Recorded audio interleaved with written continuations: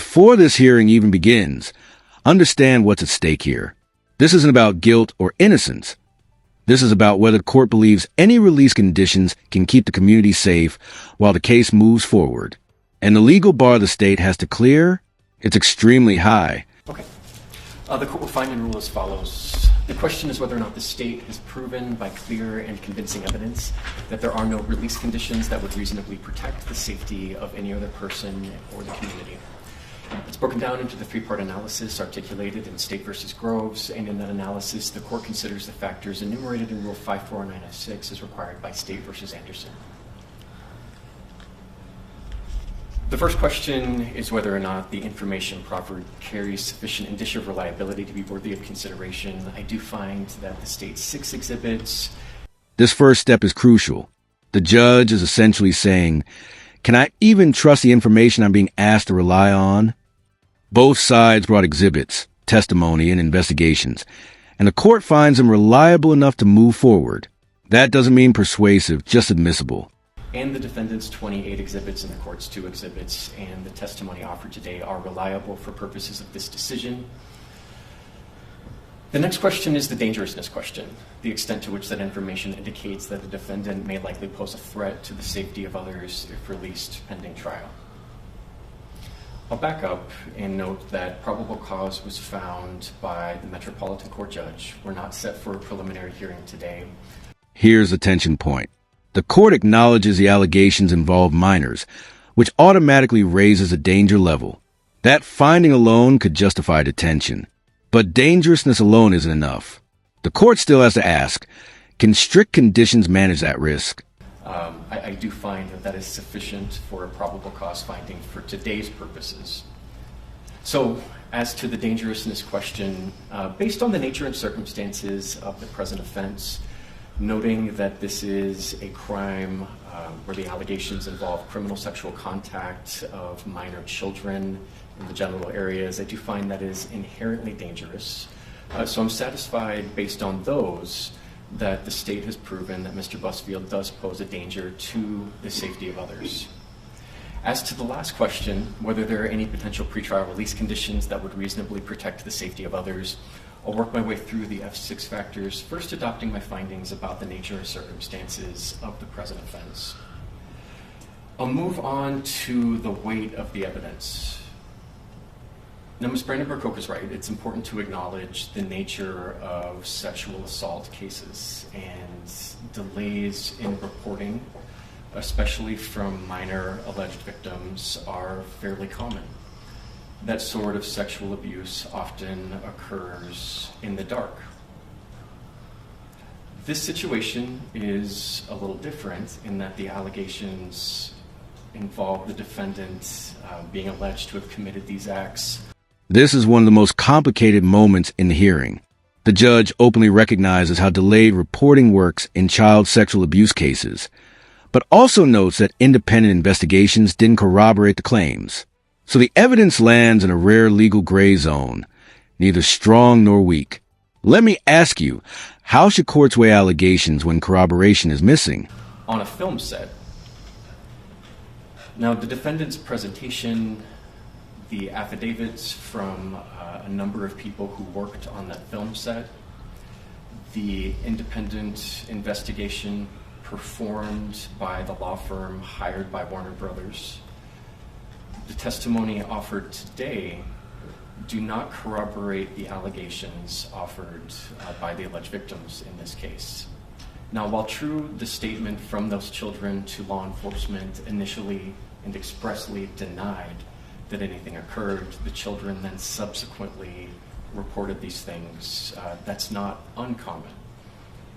As it stands today, based on the limited information I have in front of me, I'll characterize the weight of the evidence against the defendant as neutral at this point in time. As to the defendant's history and characteristics, as included or reflected in Court's Exhibit 1, this defendant exhibits zero criminal history, no misdemeanor or felony history. The state has brought forth a number of allegations. This is where public opinion and courtroom standards collide. Allegations spanning decades sound alarming, But the judge draws a firm legal line. If claims weren't vetted through the justice system, they carry limited weight here. Courts deal in proof, not patterns alone. Over the last 30 years, something of a pattern involving allegations of this defendant committing some sort of sexual contact against post-pubescent women. Now, these allegations have not been vetted by the judicial system for various reasons. There being a civil settlement in one of those, a declined prosecution, or no action taken on the exchange of the defendant engaging in therapy.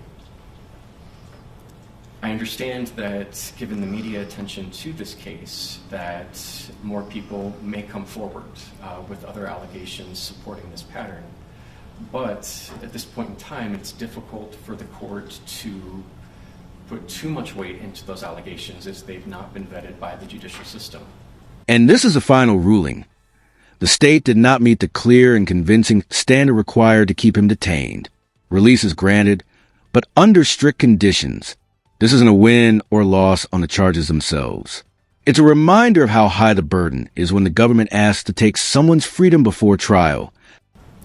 I'm concerned about the allegations of this defendant using his position of power on the film set to advance his own personal motive.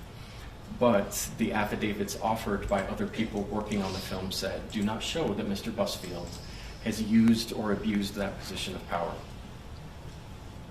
With regards to the nature and seriousness of the danger posed, I'm very mindful of the higher court's guidance in the Begay case in weighing this defendant's risk of reoffending.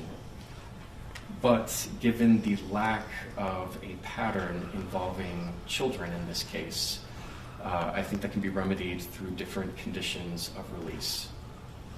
For factor E, I don't find that there's been sufficient presentation that this defendant may commit new crimes if released pending trial. There's no evidence of a pattern of criminal conduct. There are no similar allegations involving children in his past. There's no evidence of non-compliance with prior court orders.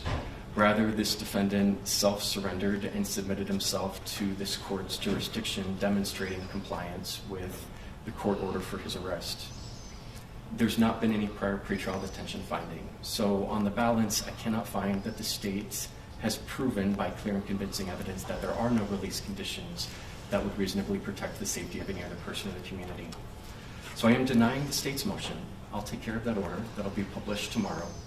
So Mr. Busfield, I'll set the following conditions of release. You're authorized for release on your own recognizance with the conditions that you appear at all future court settings. You not violate any laws. You'll be supervised by pretrial services here in Albuquerque at a level 2. I'm not going to prohibit your travel. I understand you may not live here, but you will need to report to pretrial services here.